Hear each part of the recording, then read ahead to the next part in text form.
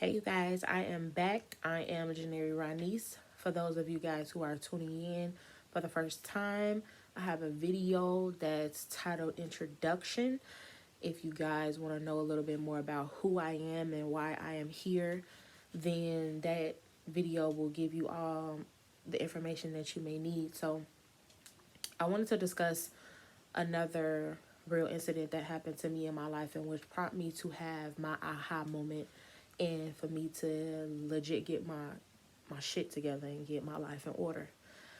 So back in 2014, I was dating this girl, and nothing really serious, just dating. I wasn't in a relationship at the time. I wasn't even talking to anyone, and she just came out the blue. Like, we just started talking. So in January of 2015, we made it official. Actually, on New Year's Day, she asked me to be our girl, and I said yes. But prior to that, I kind of was already in my. You know how stuff's not gonna work, and that's how it was for me. Like, I legit knew that this relationship wasn't gonna work, but now I'm grown enough to say that I feel like we used each other. And I'm gonna say that because when I met her, or when she came to me, she was pregnant, and I feel like she wanted to move to back to Atlanta because she is originally from here, from Chicago. I'm sorry, but she wanted to go back to Atlanta, so she needed someone to help her to get there, along with transporting her infant child.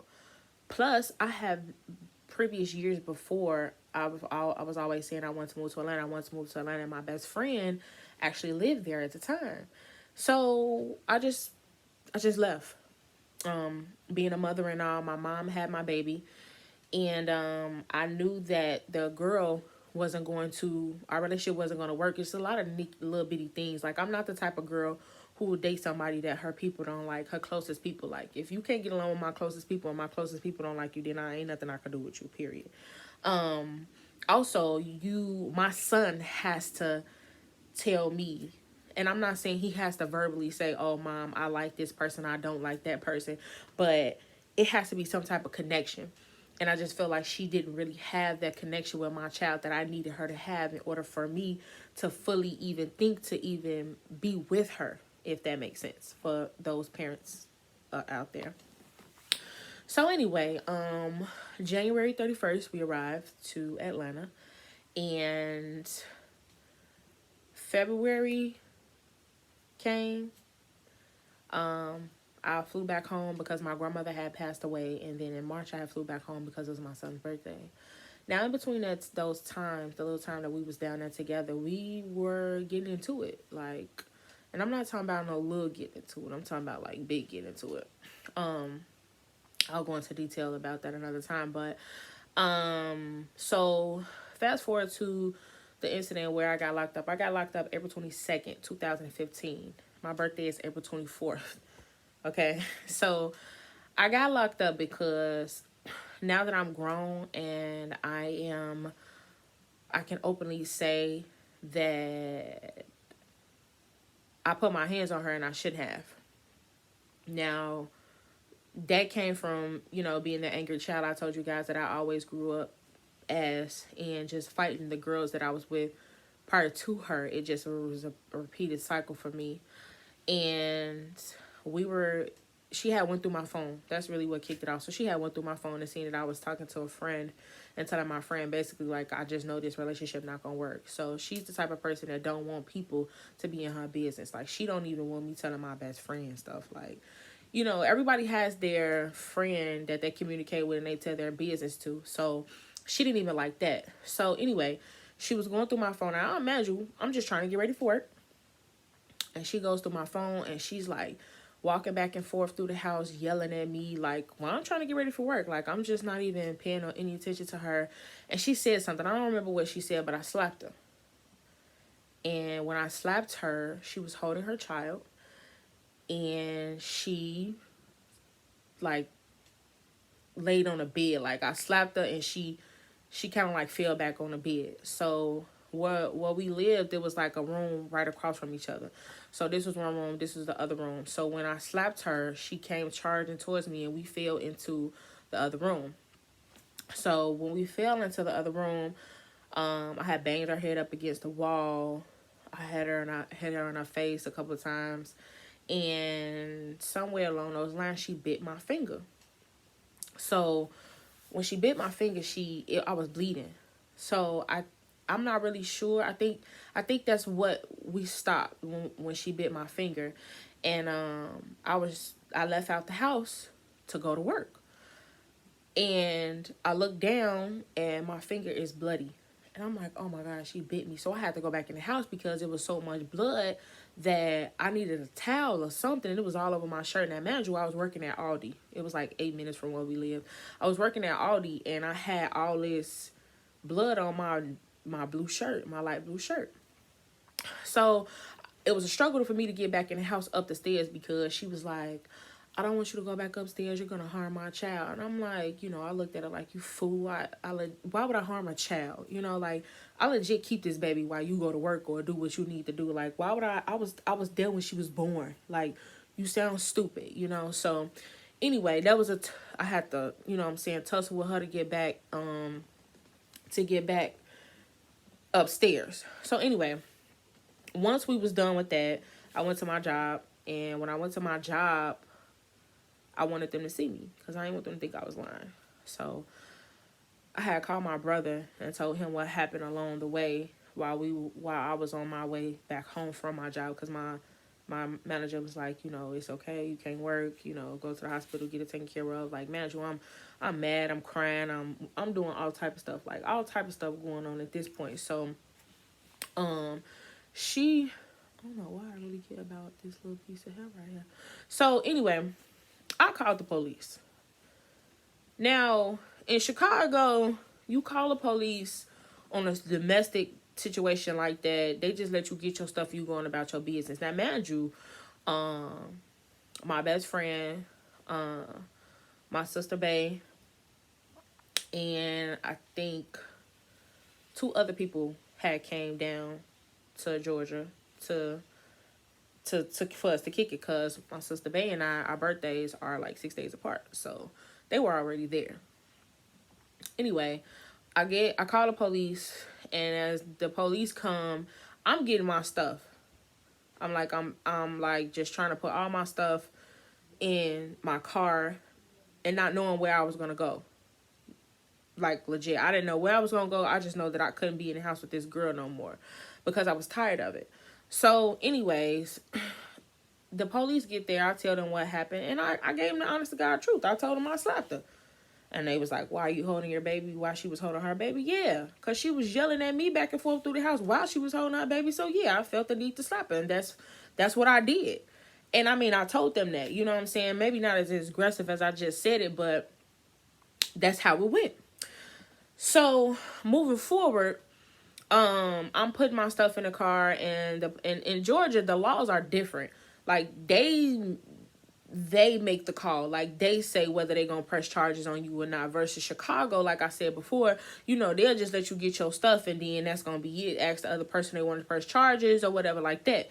So the officer told me that I was going to jail, and I'm like, what? I'm going to jail? Imagine you, I'm 27, gonna be 28 in 2 days. Like, I ain't never been to jail in my life, and you finna tell me I'm about to go to jail?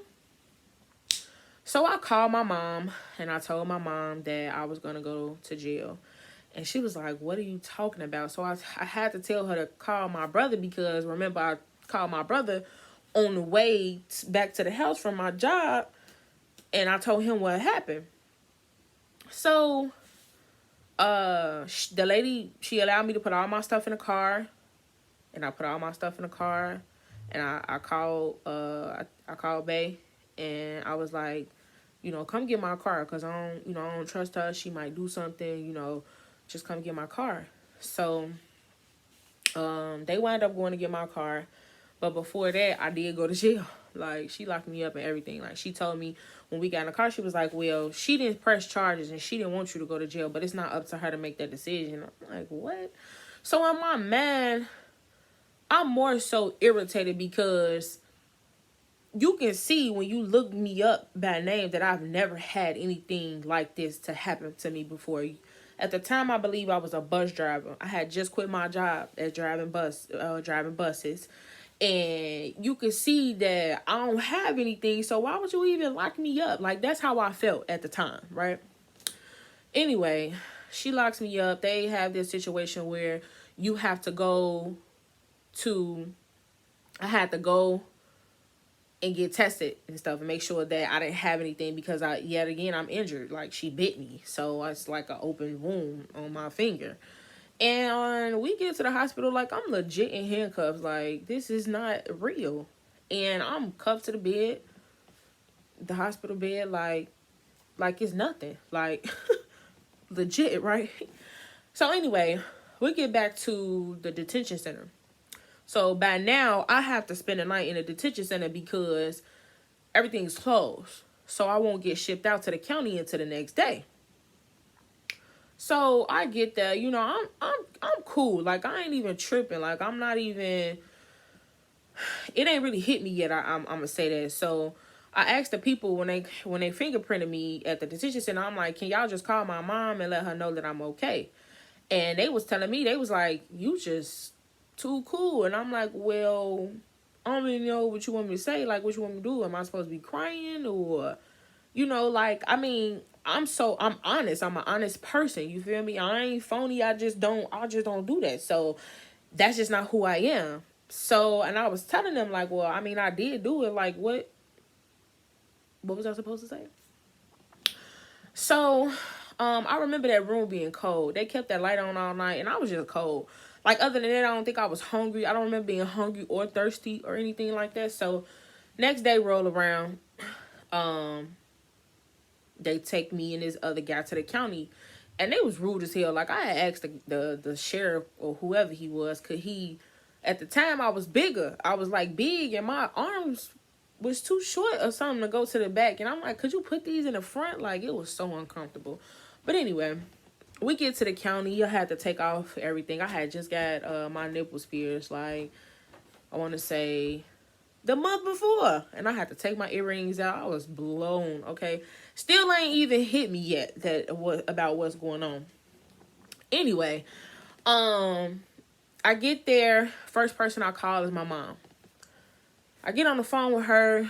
That's when everything goes left. I started crying and everything because I hear she can't even get her words out. She's like, you know, I'm like, Mom. She's like, you can't do this to me. And then, like, in her saying, you can't do this to me, she's chuckling. Like, she's legit chuckling, and I can't even deny the fact that she crying. And I hear my baby in the background saying, Mommy, did she bite your finger? Did she bite your finger? Because at the time he had an iPad, and the iPad was the iCloud account was hooked up to my phone. So when I took the picture, he seen it.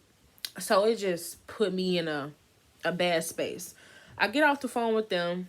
You know, I'm talking to the other girls inside, and they just like, acting like this is it. Like, this is what it's supposed to be. So anyway, I really broke down after the fact that I had to, so it was past the 12-hour shift. From working in the prison, I kind of see now how it went. So once their 12-hour shift was done, they put me in, you know, they put us in a room, and all the girls, because we was out, you know, in the open or whatever like that. So they put us in a room, and then they took us out, and then, like, at 8 o'clock, maybe 7 something, 8, the second shift came in, and they made me change my clothes. And I just was not feeling that, because from my understanding, I'm supposed to be getting out. Now, imagine this is a process, but I'm just like, what is going on? So, you know how the lady tried to be, the correctional officer tried to be, she was like, they coming to get you. She was like, it's okay. Just put this stuff on. And I'm like, all right. So I put it on, and she walks me to my cell where I was supposed to go. And as we're walking, I legit I'm crying. Like, my I'm crying and not even like boo-hooing. Like the tears are just rolling down my face as I walk. So I get in this room and they put me in this room and they lock the door behind us. It's me and like 5 other women in there. There's beds on the floor. And these women are just chilling. And I'm like, I'm like, I can't, I'm in my mind, like, I can't stay here. So I had called my mom, I was just blowing her because it really wasn't anything that she could do because it was a process. Come to find out, they had already done the paperwork for me to even get out anyway. So it was just a matter of time. So I probably was in there about 30 minutes, what seemed like forever. They called me and I got out. Now, mind you, when I was in prison, I realized that I had left a bag at the house and I needed to go get it. So when I got out of prison, I went to go get the bag. And I seen her. And the first time in my life, I realized that I couldn't be with her for real because her eye was so horrible. And to know that I did that to her, to be honest, it hurt me. Like, it made me feel some type of way because that was never my intention. And like I said before, I have fought the girls that I've been with, but that was pretty deep. So when I seen her eye and it was like damn near closed, it was purple and blue and just, it was just horrible. And she was trying to get me to stay. Like, she was trying to say we could work it out, we can figure it out. And I just kept telling her, like, no, we can't, because in situations like that, when it happens the first time, it's gonna happen again, guaranteed. Like, that's just what it is. Like, I can't really tell you why, but that's just what's gonna happen. And I didn't want to be in a relationship like that where we're fighting over dumb stuff. So anyway, I get the other thing I wanted and I leave. Now, mind you, I moved back to Chicago after that. My mom begged me to come home, so I moved back to Chicago. So that weekend, my girls and I turned up, and then we drove back to Chicago. So I came back home, and behind that, I had to do 30 weeks of domestic violence classes, and I was against it a whole lot. I didn't want to do it because I just felt like I wasn't supposed to be there. And to be honest, I feel like the domestic violence classes changed my life because I learned a lot of things. Like, the biggest thing is that I should have never hit her in the first place. It was never okay for me to hit her. You know how most people always say, oh, well, she made me mad. No. Nobody makes you mad. You allow somebody to make you mad, but that person doesn't make you mad. You allow them to get in your space and you allow them to take that away from you. You allow them to have the power that they not supposed to have over you to make you upset. So it's not them, it's you the whole time. I also learned that, no matter how mad I get, no matter how mad I was or how mad I would have been or whatever, I was never supposed to put my hands on her. I never was supposed to touch her. Like, I never was supposed to put my hands on her at all, period. And for me, that, to be honest, that was normal because that's what I was used to. That's what I did. When, growing up as a kid, if I didn't like something, somebody said something wrong to me, I hit them. That's it. It was no talking. Like, we fought. Even when back in the day when I used to go to the parties and stuff like that, when I was 16, 17, 18, 19 years old, if you said something out of line, you got punched in your mouth and we would be fighting. That's it. That's just how it was. But see, that was never okay. And I never understood that until I had to take the 30 weeks of domestic violence classes. It changed me for the better. I encourage anybody who has like anger or a domestic thing going on, seek help. It will help. And let's be clear. At least the first 4 sessions, I was against it. Okay, I just was like nonchalant because I didn't want to be there. I thought that I just, I didn't need to be there. But with every session, every Saturday that I went, the layers unfolded. I started to feel that I belonged there. And eventually I enjoyed being there. And to be honest, I wish I could go back there and maybe speak, because the classes helped me.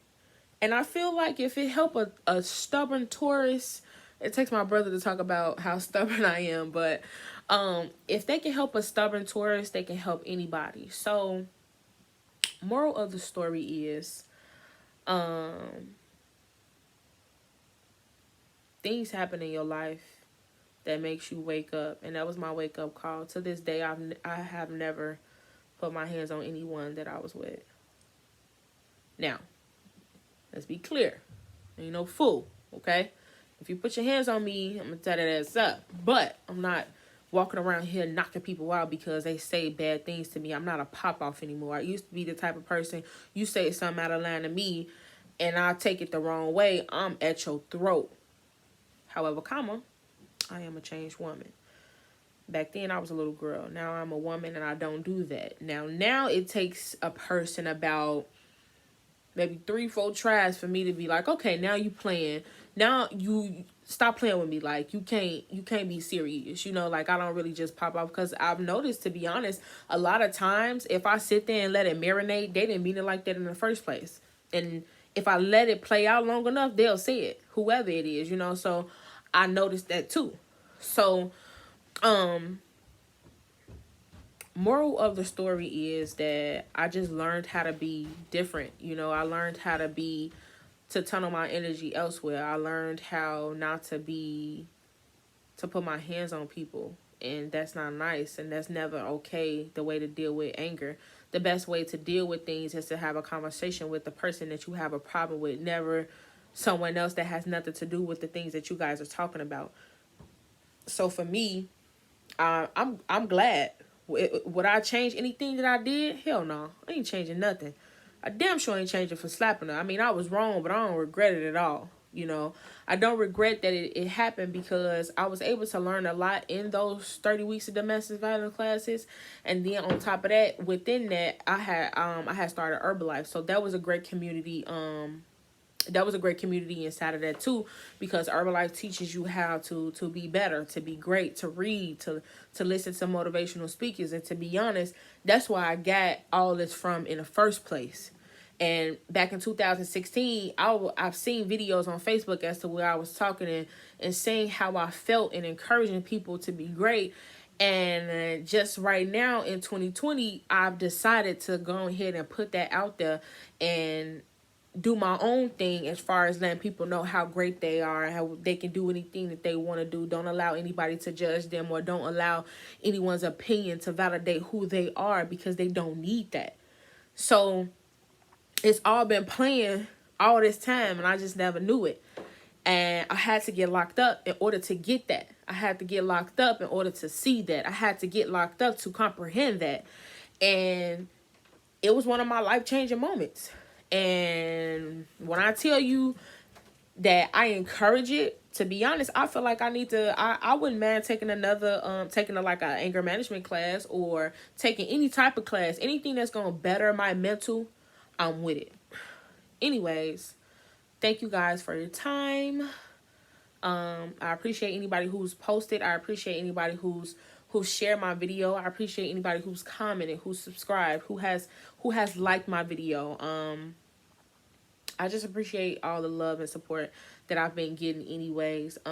So that's another one of my truths.